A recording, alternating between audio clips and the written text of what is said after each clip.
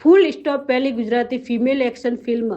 Film की shooting Hindi में की गई है। गुजरात और मुंबई के अलावा फिल्म को दुनिया भर के 8 से ज्यादा देशों में रिलीज किया जाएगा। हिंदी सिनेमा में कई ऐसी फिल्में बनी हैं जिनमें हीरोइनों ने हीरो की तरह काम किया है, लेकिन गुजराती सिनेमा इस प्लॉट के बारे में सोचना भी नामुमकिन लगता है। लेकिन नामुमकिन को मुमकिन बनाने आ रही है गुजराती फिल्म फुल स्टॉप, पहली गुजराती फीमेल एक्शन फिल्म।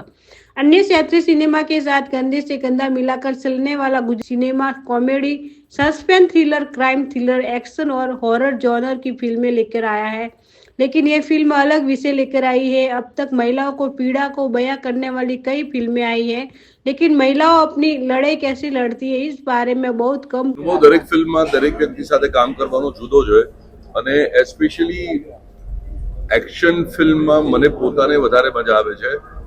અને એની અંદર જ્યારે કો આર્ટિસ્ટ આ પ્રોફેશનલ ફાઇટર છે એટલે મેં જ્યારે પહેલી વાર ફાઇટ કરતા જોયેલા બેઝમેન્ટમાં હું I think one of the location I was there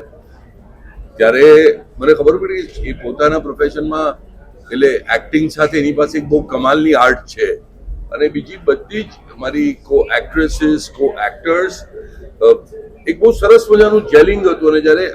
ખાસ કરીને બે વસ્તુમાં કોમેડી અને એક્શનમાં એક્ટરનું સિંક્રોનાઇઝેશન એકબીજા સાથેનું જેલિંગ બહુ જ જરૂરી હોય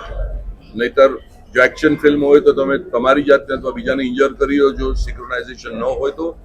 એવું જ કોમેડીમાં છે કે એક્શન રિએક્શનનું ટાઈમિંગ ન હોય તો એ વસ્તુ વર્ક ન કરે અને અહીંયા આ ટ્રેલર જોયા પછી you all must be now knowing કે એ બહુ સરસ રીતે ઇમ્પેક્ટફુલ બહાર આવ્યું છે એટલે એક્ટર્સમાં સરસ કોર્ડિનેશન હતું અને જ્યારે એક્ટર્સમાં સરસ કોર્ડિનેશન રાખવાનું કામ કેપ્ટન ઓફ ધ શિપ જ્યારે સોર્ટેડ હોય એટલે ડિરેક્ટર પોતે જ્યારે સોર્ટેડ હોય ને ત્યારે જ થાય so according to me the whole credit goes to Jackie Patel જે મેં એકચ્યુઅલી વાળ કાપ્યા હતા ફોર ધ ફિલ્મ અને અમારા સેકન્ડ સ્કેડ્યુલ ને ફર્સ્ટ સ્કેડ્યુલમાં બહુ ગેપ હતો, વાળ વધી ગયા, પાછા કાપ્યા બીકોઝ એ જે રિયલ કેરેક્ટર આવે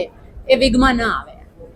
and for me to live RDX, એનું નામ આરડીએક્સ છે છોકરીનું એ કેરેક્ટરનું, to live character as RDX I think